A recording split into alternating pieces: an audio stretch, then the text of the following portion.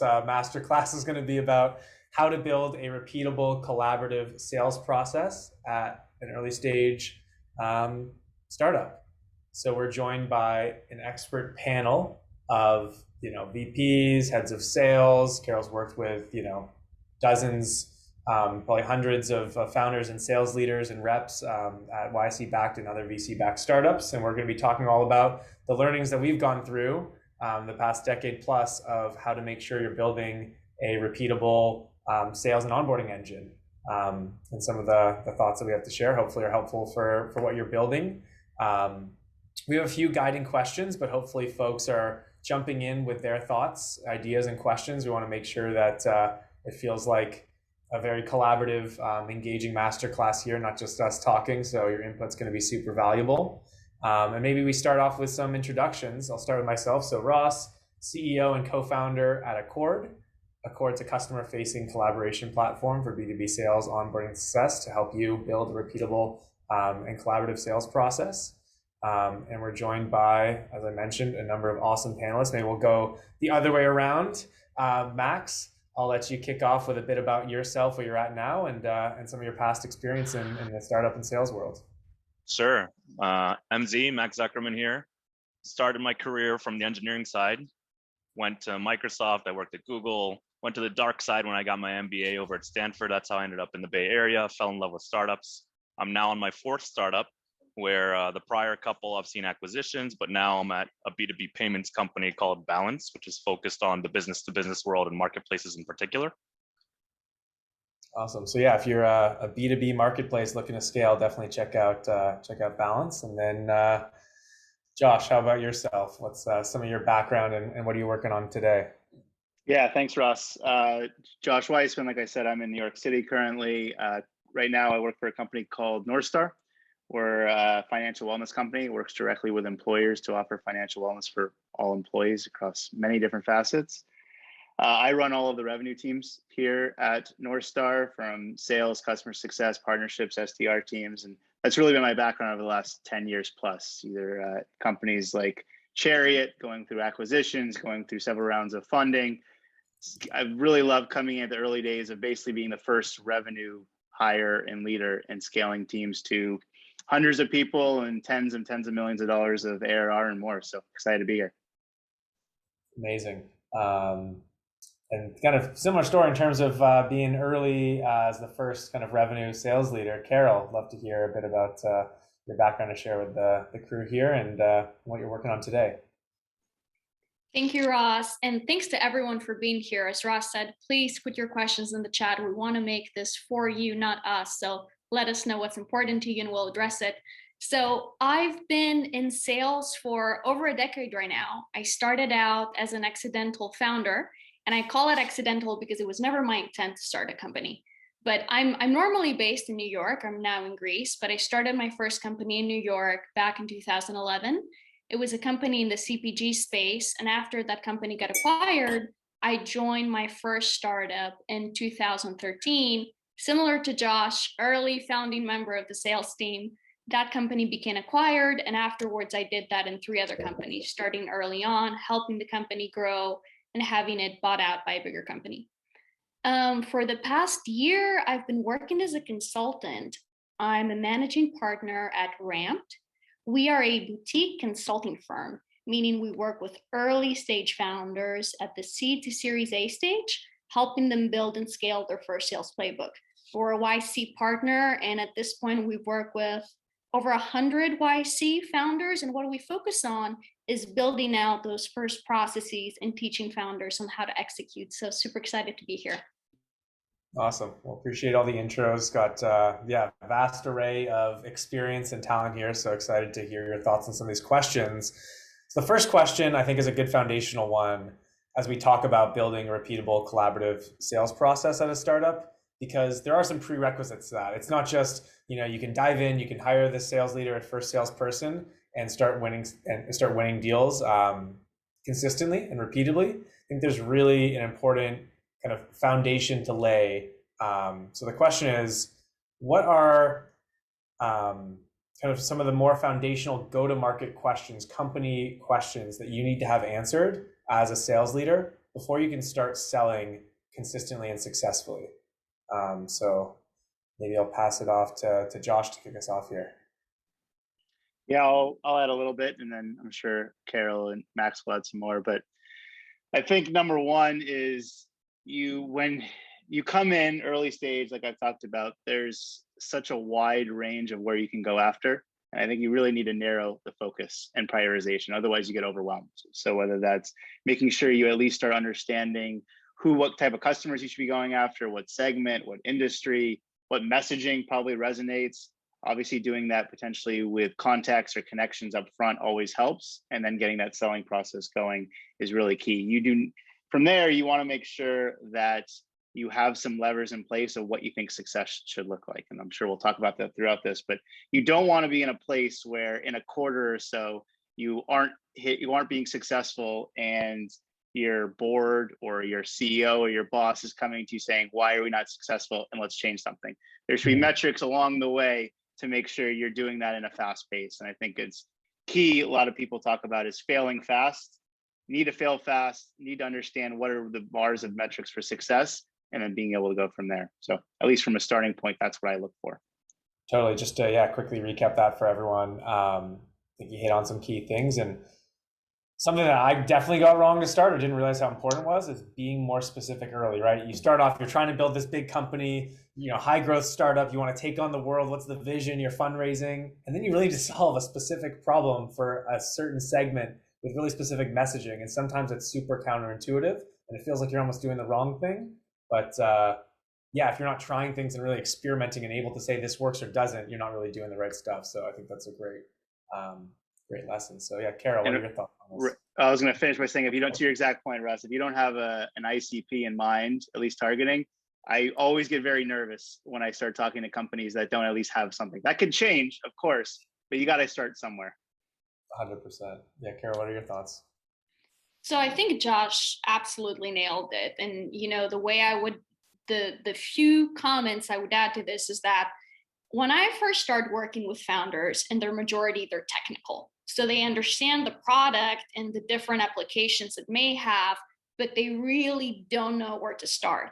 Mm-hmm. So in order to help them narrow it down, I ask with very simple questions such as, what problem are you solving? Tell me clearly what problem is this product solving, right? In a way that anyone, no matter their industry expertise or knowledge, can understand, right? What does your product do?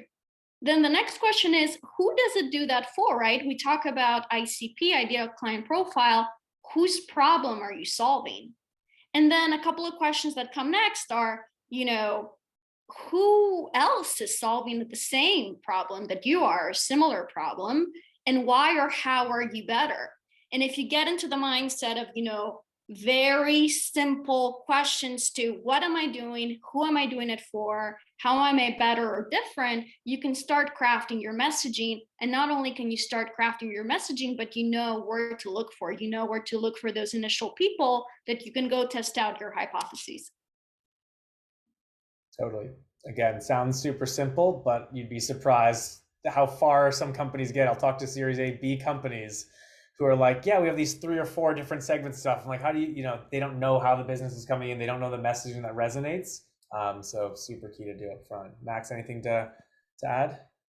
Sure. I feel like Josh and Carol laid out some great strategic thinking around it. So maybe I'll be even a little more tactical, since early stage companies I've seen, oftentimes you'll say, hey, are you focused on SMB or are you focused on enterprise? And the answer is yes. Well, okay, you need to figure out exactly where you're going. Otherwise, the messaging that you're trying to put out there, the sales process, it has a dramatic effect on how you go to market, depending on who your target customer type is, not just the target customer profile.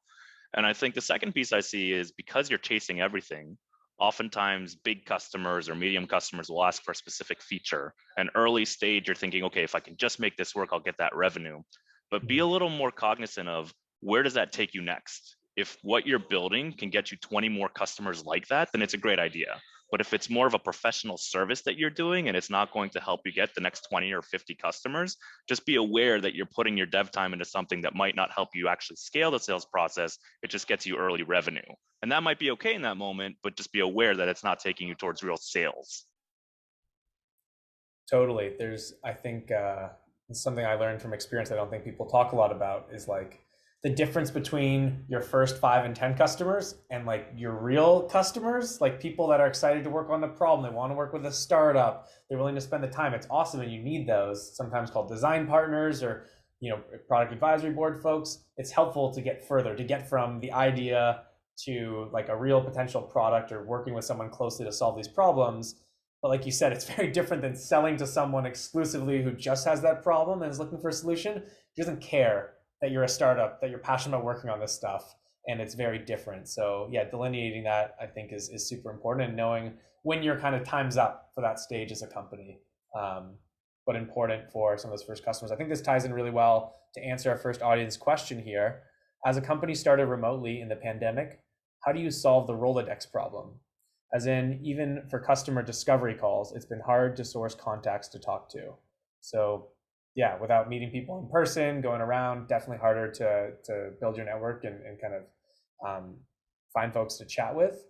Well, I have my thoughts, but I'll put this to the panel. Anyone want to jump in and kind of share some thoughts on this? Yeah. I'm happy to jump in. So let's see who the question is from so I can address. Oh, it's an anonymous attendee. Okay.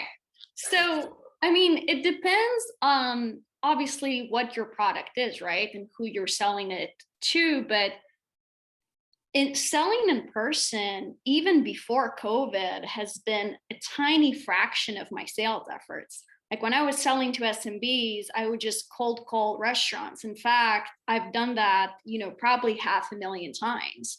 Right now with the startups I work with in B2B, we reach out to people via email, whether it's email-driven campaigns, personalization, or LinkedIn is a gold mine for you not only to use your personal network, but to, again, back to the point we just made, try to narrow down who's the segment of people you want to reach out to and craft the right messaging to sort of get the low-hanging fruit.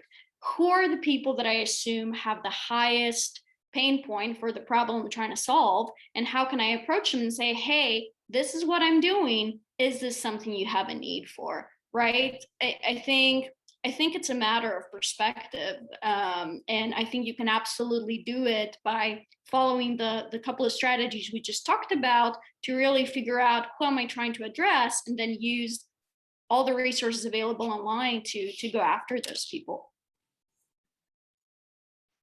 Yeah, I'll add, Carol, it's really well said, and I think it's spot on. It's a good segue from the first question, which is you're not able to answer this question if you don't have a good understanding of who I'm trying to go after, because you need to understand what type of companies or contexts or industries you're going after. And then from there, who is the buyer? Where is this pain point solving? And from there to this exact question is, where are these people? Where are they located? Where are they hanging out? Are they on LinkedIn? Are they in certain types of events? Are they part of certain types of newsletters? The more that you can embrace what you are doing and talking and overall comprehending to match who your buyer is, it's crucial. I've spent a lot of time in the HR space. For one, you got to understand how they talk, how they think, what they like to say, what really is their bosses, how are they being evaluated, all those types of aspects. So you need to really understand that. And then from there, you can decide where are they actually located, and they don't like LinkedIn. They like to be part of these more exclusive newsletters and groups. How do I join those types of segments, or how can I start getting in front of these people? They like joining these types of events, whatever it may be. You got to get in front of them. It's so crucial to know what they are. For sure. Yeah, I just added a helpful article kind of tangentially related to both these topics in terms of segmentation and finding those folks. It's about like building these product and customer advisory boards, like trying to find people with this expertise that have this problem that'll talk to you about it and work with you. And then just to quickly hit on the follow-up question here, how do you know your time's up before you start moving from design partners to broader customer base? I think as in pretty much everything with startups, it's very fluid. I think there'll probably be a mix of, at least for us, it was like we, signed our initial, beta customers and some real customers at the same time, and trying to balance both. Some people were getting advice from, some people were like testing out how to sell and onboard them, doing a, array of different good or bad jobs with them and learning from both, right? So I think in startups, you're kind of trying to do everything at once. you're trying to sell and onboard your first customers, you're trying to design it with other folks, you're trying to hire the people that are even building the product at the same time, maybe bring on some folks that'll help support those customers and design partners. So I don't think there's a point in time, but I think it becomes pretty obvious. And I would say that I think some people will tell themselves a story and look at just the good things and work too long with folks and not put themselves really out there in terms of like launching early. Like, yeah, people will spend time, great names and logos will spend time with you, maybe they'll even have budget and they'll spend money on you that aren't really your customer. And I think one thing that we found super transformative is, 6 months before it felt comfortable getting ourselves out there and launching, because it's going to accelerate. You come to kind of a plateau when you're just doing what's out there and the people in your network. As soon as you kind of get more broad, launch on Product Hunt, share it across your network, find other places and communities to really put the word out, you're going to realize how much you got wrong. Because those early people that are going to work with you want you to succeed and aren't going to tell you the really bad stuff. Whether or not all that's true or not, you should have those data points. So I think launching before and getting yourself out there more broadly before you feel like is ready is going to be the most helpful thing to accelerate. So well, some awesome questions. So let's move on to the next question of our regular scheduled programming here. So thinking past this stage of company building that we're kind of on with, your first design partners, maybe first sales, et cetera, you're kind of figuring it out as a founder, that first sales leader, and you want to bring on a first salesperson. I think this is a huge question that there's a lot of diverging perspectives on. I'm sure we'll have different thoughts and perspectives even in this mini room here. Is firstly, when do you hire your first salesperson, and at what level do you hire them? Max, we'll go back around again. What are your thoughts? When do you hire this first salesperson, and what level, if you had to make the call, would you consider them bringing them in on? Sure. I've been that person 3 times now, so I feel like I've seen kind of the gamut. And I think one of the key elements is how technical is your product? How involved is the sales process? Is it going to require somebody that's had enterprise experience that can work very well at C-suite, or is it more of a transactional sale where volume is really what's important to you? So I think step one, you as the founder or whomever you think is working with you to do the sales, you've talked to 20 plus people. You can say, okay, if I talk to the 21st, there are certain things I will hear that I already know about. You kind of understand what are the key use cases you might hear about, and you can solve at least 1 or 2 of them. And you've seen a process go end to end at least once or twice that, to your point, Ross, aren't just your friends. It's somebody that you might have cold called, it might have been a warm intro, but it's still somebody that doesn't have a vested interest in you doing well. They actually have the problem. And if you can pass on that process then to the salesperson, I think if it's a more transactional sale, more kind of regimented and scripted, hire 2 or 3 people that are early stage to mid-level and see how they do. Because you don't want to see that one of them did really well and another did not do well. Or if you only hired one, they did really well, but you don't know why, because it could have been the process, it could have been the person. So hire a few. And if it's a more advanced sale, you can bring on somebody that's kind of a director of sales level or even higher that's willing to take a step down, knowing they're going to own the team as it grows, if it's a more involved enterprisey style sale. So I think it really depends on who your target customer is and what the sales process you have experienced is. Yeah, great insights. And I think exactly what I was hoping for, which is like the right answer is it depends. And I think getting to that next level of feedback that you shared in terms of the type of deals is super helpful. But Josh, I'll let you jump in next year. Yeah, I was just going to add one more piece. I think it all depends, and it's important, especially coming in as, say, the first revenue or sales leader and figuring out what the team looks like. You got to understand what your strengths and weaknesses are as well. And frankly, for me, whether it's the first hire or even say, as I'm thinking later down the road, 6th, 10th hire, what am I good at and what do I need support and help with? A perfect example, which goes a little off of that first question, which I think Max answered well, is from my standpoint, day-to-day sales manager of sales reps and working on Salesforce and updating these things isn't necessarily my forte as much as, say, sales operations. So there's people that will say, hey, hire sales operations before you hire a sales manager. I'm somebody that always does the opposite because I'm confident with my sales ops ability and feel like I can take this team to 10 plus people with my sales op ability versus the sales day-to-day management ability. That's the way that I think of it. From the first hire perspective, I usually look for someone to help with top of the funnel. If I can handle and know when we're confident in running through the process and we can close deals and I have that ability to now feel confident, can I get somebody to help stack up the top of the funnel? And can we build that? Because unfortunately, if you can't solve, which is one of the questions in the Q&A, you can't solve the top of the funnel problem, you're hiring probably more expensive people to do that cold calling and do those things that probably aren't as experienced as someone that you could train to do in an early standpoint. So my thoughts. 100%. Excited to hear Carol's thoughts on this, but I think just to maybe recap in both of those, what I heard is the same philosophy of it depends both on the type of business segmentation you're selling to, but also yourself. And I think that's a great way of looking at it, right? Like what are your strengths? What are your weaknesses? We're talking about a team of, 5, 10, 20 at this stage of a company. You should really be thinking about what you bring to the table and what you really need to get to that next stage and who you bring on next and what you can afford in those trade-offs, because you're never going to be able to optimize for everything at a resource constrained startup. But yeah, Carol, what are your thoughts? So I'm also going to start with it depends, but I'll tell you what. So when I was selling, I was in a very transactional, fast B2C sales environment in all my companies before I started doing B2B. And I would be the first or second or maybe third salesperson, right?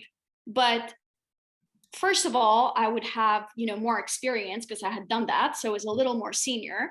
But the key part was that when I joined those companies, there was already a process. There was already a director of sales or a CEO overlooking the team, and there was a script, and we had a CRM, and we knew our objections, and we knew who we were calling, and all that was fleshed out. Because if you don't have that, it's really hard, no matter how senior the person is, and it rarely happens for them to roll up their sleeves and come in and build processes, right? And often you see that with VPs or directors of sales, they're overworked, right? They come into a new company, they need to hit their numbers, they're running around trying to do that, and while trying to manage the team and build the process, and it's a hot mess. So right now, when I'm working with founders and they're like, hey, Carol, when should we hire for a salesperson? I want to make sure they have that process nailed down and they know how to get top of funnel. They know how to do a disco, a demo, a close, and they've done that enough. So when they bring someone on, to Josh's point, that person is just there for support because they need to work on the product, they need to help grow the company, but they have an understanding of, hey, we have a repeatable engine here. This is what we do that works, that they can then hand that over to the AE or the senior SDR to then, build that top of funnel and start taking calls. So that's my perspective on that. Yeah, you can't expect someone that you're going to hire at not like either the highest level as the founder CEO or bring in a super experienced salesperson to solve this type of problem. It is not hiring a CSM or an SDR, even an AE with 5 years of closing experience to solve how do you find your customers and how do you sell to them effectively, right? Like these are core business problems, and maybe you aren't the person to solve it yourself and you work with a partner like Carol at Ramped, or you work with an advisor, or you bring in a senior, person like Max or Josh or someone else. But I think a lot of people undervalue the like foundational stuff that we're talking about, and that's not a problem that you're going to hire to solve for. It's a strategic partnership, which I think goes in really well with another question that we have here. That I'm really excited to hear the feedback from, especially Max and Josh on this, is like coming in and partnering with a CEO type. I'm sure I can learn a lot from this answer. Is advice on prioritizing and working with that CEO sales leader relationship or early rep relationship. Maybe to share a quick thought on my end, I think bringing recommendations is super helpful, being proactive. And I think a lot of people that come into this role might have been from a larger company and maybe like director level and like learned a lot and haven't necessarily been that CRO or like highest level in the sales organization or revenue organization. And I think those people traditionally don't come to the CEO or C level with like, hey, these are the problems. They have to solve the ones. There's already a million problems there, and they're not coming to them with them. And I think that's really what like I look for, and I think try to vocalize that. But I'm curious to hear from the other end, what you feel like the best way of structuring that relationship and kind of working on that is. Go ahead, Josh. You take this beast first. Big one, right? Putting me on the spot here. I mean, that's that's the key relationship, number one. You have to really align overall before I even join a company. And I would say whether it's the founder, CEO, or coming in as the sales side, you have to make sure that that relationship is key and you really align on what your goals are. And to Carol's question or Carol's point before on what are we trying to do here? What is the challenge? Where's the pain points? You have to really align on where we're trying to go. Those things can obviously change, but you have to have alignment from day one. Otherwise, you're going to be doing two different things. From there, I also would say it's what each person is great at. What is the type of collaboration that you do want to have? I think I always love using the CEO and founder perspective to make sure that there's 2 points. It's what are we doing internally, and then how are we leveraging and using that with customers? Internally, it's crucial that they know every single thing that's happening to the base, especially in the early days. How do we steer a ship as fast as possible? It's much easier done from a CEO level than anything else. How do we understand what's happening on the product standpoint? How do we understand what customers are saying? The CEO relationship and the VP of sales, CRO, first sales leader, whatever it may be, every single day. Frankly, I talk with the CEO throughout that early stage of the process. So I think making sure that there's alignment, having those daily check-ins, no matter what level to do that. And then obviously leverage that. I'll let Max share more, but leverage the aspect of coming in and also helping with customers too. I still think that's a 1-2 punch of having both of you on these early stage conversations and calls to figure this out, as long as you're both comfortable with that. I keep waiting for a moment where one of us says, "Oh, I totally disagree with that. Here's something better." But it's, I mean, honestly, that was great, Josh. And I think just the way I approach it is, first of all, take a step back and realize if you are new to the role or new to that type of position, realize that if the CEO brought you on, they've done 2 things. One, they've put their trust in you. They've already said, "Hey, I think that you can do this job. Now show me." And 2, you can't wait for them to give you the playbook of what they want to hear about. It's your job now that they put the trust in you to say, "Here are the things that I care about and I'm going to be pushing on, and let me share them with you because I think it's going to be valuable for your day-to-day as well." Sometimes they're focused on fundraising and they need to understand, okay, what's our revenue run rate look like? What's it going to look like next month? Can we actually show some key wins and show VCs what our customers are doing? Sometimes they're going to say, okay, we're thinking 6 months out and we need to start planning and really building the pipeline for this. So focus on what the initiatives are at the time. Sometimes it's short term, sometimes it's long term. But you bring to the CEO what you think is important for them to think about because they're looking to you to fill those gaps. There's no way they can think about, remember, it's not just you. They have the entire suite of VPs that they're working with. So it's your job to be proactive about what matters.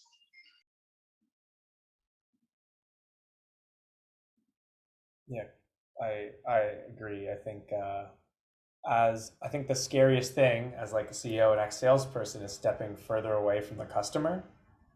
And I think the way that I'm trying to kind of frame it in my mind now is seeing the benefit and the leverage you have of adding on sales leaders and sales folks is you actually, yes, you're spending less time with them one-on-one, and you don't have as clear of a sense and that intuition around everything the customer is saying, but it should go back to your company more efficiently. It should get to everyone. I found that a big challenge of I'm getting these things and I'm giving this product, trying to weigh in on the roadmap. And it's challenging because I haven't been able to disseminate that information because I'm spending all my time with customers. Whereas if you bring on those first sales leaders and folks, yes, you're personally spending less time on it, but someone is there to spend all their time on both talking to the customers as well as sharing that with the rest of the company. I think that's a really important part of that role that they're taking on that isn't discussed a lot. It's the revenue, it's all these things. But if we're talking seed, Series A, Series B, even seed plus, a large part of your job is moving off the CEO's hands and into yours around customer feedback. And I think that that's something to be more vocal about and prioritize and strategize around. And it sounds like that was part of the question too, is, we're spending less time with customers. So that angle I think is super helpful. So cool. Maybe Carol will jump into the next. Oh, sorry, go on. No, I'll say one more sentence. To your point, I think it's important to be close to it, but not too close where if you're both in the weeds every single day, neither one of you can think outside the box of what's something that's actually not working or something like that. So I love working with a CEO that hasn't been doing this every single day, because I can go to him or her and say, here's where we're struggling. And you're always going to get an outside perspective versus you both being in the weeds every day. You're going to eventually have the same thoughts. Totally. Yeah. Having that partnership of different perspectives and generating that is a superpower for companies in that partnership. So there's two questions that I want to get to. I know we got 12 minutes as well as a handful of audience questions. So we're going to switch back to a couple of the pre-programmed ones. Maybe we'll do one person, then we'll do the rest with the Q&A just to make sure we can hit all these awesome questions. And it sounds like we're pretty aligned with some of these answers, which I agree is a bit surprising. But all right, Carol, for you, we hear this a ton from, I think, founders and sales leaders and all this kind of stuff, is our sales process is in flux. It's new, or work on a new segment or what have you. How do we know it's time to start documenting and creating a repeatable process if it feels like it's in flux and not solid? And I think it's this chicken or an egg problem that I don't have an awesome answer for. So curious to hear your thoughts on this one. Oh man. And I don't think we're going to, bless you, I don't think we're going to disagree on this one either. You need to start documenting your process from day one. Because if you're not, there's absolutely no way to know what's working and what's not. And it blows my mind how, I talk to companies every day, whether it's founders or small sales teams, and we'll get a Series A sales team, 5-10 people reach out and say, hey, we have a problem in, our close rate isn't high enough or whatever. And then I'll want to look at what they do. And the majority of them don't have their process down. They don't have their scripts in place. Everybody's doing a different thing. They don't really have CRMs. They don't, like, so many things. And I'm like, well, how do you know what's working? How do you know what's not working? Do you know your numbers? Do you know your daily metrics? So you need to start from the beginning, whether you're a founder that's selling, take a piece of paper, write down what you're going to tell your prospect on the phone. If it sounds good and it gets you a sale, do it again. If it doesn't work, change it up. I know it sounds very simplistic, but to your early point, a lot of these things are simple. You just have to get into the, I don't know what the right word is, I guess into the mentality of documenting and really treating it as a scientist. This is a test for me to see how I can grow this, right? There's no wrong answers, but you need to be really diligent about how you're going about it. Totally. I just added to the chat. It reminded me of what we were talking about at the very beginning about like having a hypothesis and testing and failing and experimenting. It's the same thing with product. And I don't know why there's this block in startups around the difference between building sales and go-to-market and R&D. It's the same thing. You have a hypothesis, you invest resources in it, and you go out and test and you iterate from there. Like you said, what works, what doesn't. But if you don't have a clear hypothesis, if you're not working on something specifically, you're never going to learn from it, or not as fast. It's going to be very intuition-based. So I think that's a really, really good point. And I think maybe hitting two birds with one stone here. Someone asked, starting from day one, how do you build a playbook together? Obviously my vote would be doing it via Cord, but honestly, it could be a Google Doc, a sheet, a Notion page, like literally anything. Write the thing down. What do you say at certain stages? And even that I found to be such a huge aha moment for sales leaders and founders. Oh shit, we're saying all this stuff then, we're sharing this resource then. Like you don't get it when you're in the moment. And when you take a step back and you write it down, you're probably going to get more learning from that than 10 more repetitions and deals that you're not going to win from learning. So sorry, Josh, I think you're going to jump in for something too. No, spot on, right? I think you need to really be able to understand, if you document all this, the good and the bad, to Carol's point, you got documenting the bad is important too, because you should be, especially as people continue to join into your company, they should see what didn't work as well. Ramp goes by faster. But to the point of documentation, whether a Cord, et cetera, you also need to understand where deals are struggling and making sure that you can change that. And I think the companies that don't have clear documentation of we're doing X, Y, and Z at this stage, we're doing this then, can have a really tough time of understanding when deals are not coming through and we're not winning, why? Which is the number one question people ask. So why is this not happening? If you don't have the documentation, it's really tough to understand when and why. Totally. And then to round out, jumping into the last question that I want to make sure we hit before we go to the Q&A, and Max, maybe I'll let you jump in here, is a question I get a ton from sales leaders trying to figure out when they're scaling their first handful of reps.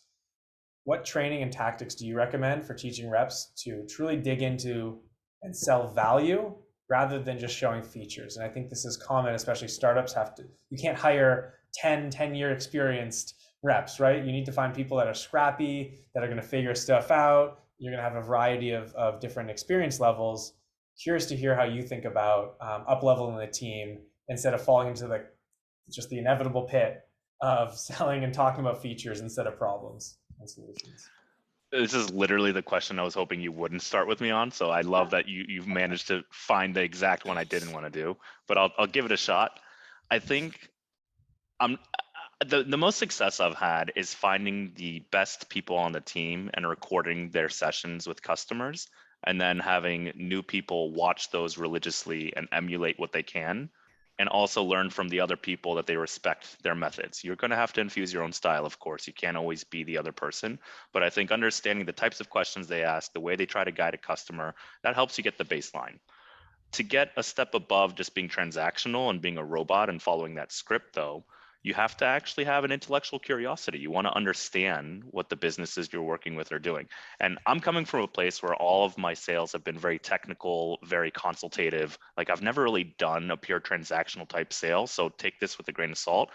You have to be a trusted advisor to a customer. And in order to do that, you have to understand their business. So instead of going to them with, hey, I have X feature, Y feature, and W feature, do any of these do anything for you? I really like what Carol said in the very beginning. It's like, what problem are you trying to solve? And what does this do for your business?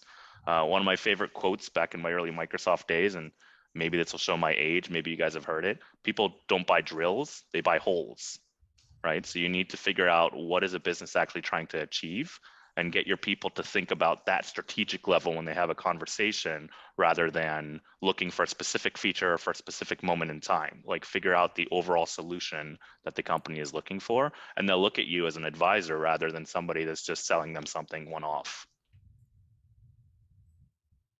Yeah, I think that's how do you transition the mindset from this is the thing you're buying to this is the problem that we are solving through this unique solution.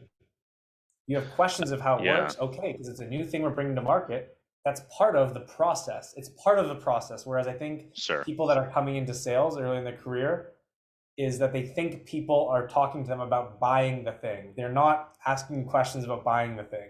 They're asking you questions about making sure you understand, what am I dealing with? And does this thing uniquely solve that? And generally how? And yes, later in the process, or you can answer questions up front. I hate when people push off the detailed questions to the end, because you're building trust and showing that you understand their problems through, they probably have a better sense than you do about the other things they've tried and talking about that. So I think that's a great perspective and reframing. Anything else to add from the crew on that one before we hit some of the final Q&A questions? Let's do rapid fire. Oh, sorry, go on. No, I'm saying I nailed it. They're speechless. Nailed it. All right, I like the idea of doing more questions. Thanks, Ross. Yeah, let's do some rapid fire questions on the Q&A. Maybe we'll try to keep them each to a minute here. So if you want to just, panelists, if you want to just pull up the Q&A here, pick one that you like. Maybe we'll start with Carol, and we'll do one each, just like 45 seconds, a minute on whichever one is speaking to you. A lot of really good ones here.